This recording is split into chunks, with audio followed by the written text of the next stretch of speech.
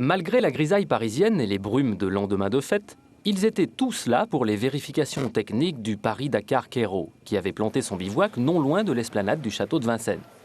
Pas moins de 203 motos, 141 autos et 188 camions étaient présents afin de passer sous les yeux avertis des commissaires techniques de cette 22e épreuve. Plus que jamais, tous les concurrents étaient dans la course, tant leur regard se portait déjà vers les 10 734 km de piste qui les attendent au soleil. Sous les chapiteaux et les hangars, à l'inverse de l'agitation qui régnait au sein des petites équipes, les favoris affichaient un calme olympien. Confiance en soi ou concentration?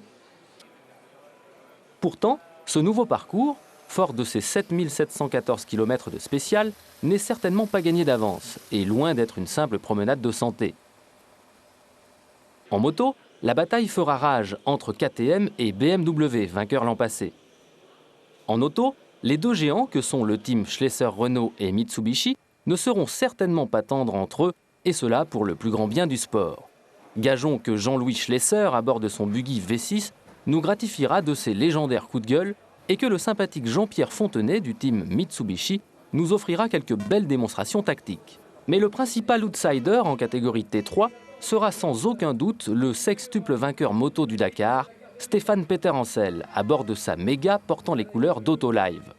En catégorie véhicule de tourisme T1, le titre sera certainement très disputé entre les Mercedes ML de Philippe Alliot et de Thierry Magnaldi, autre motard reconverti.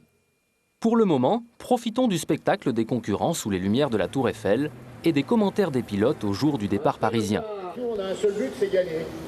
Oui, gagner ou alors éventuellement gagner, quoi. Ouais, si on a le choix, oui. Bon, d'accord.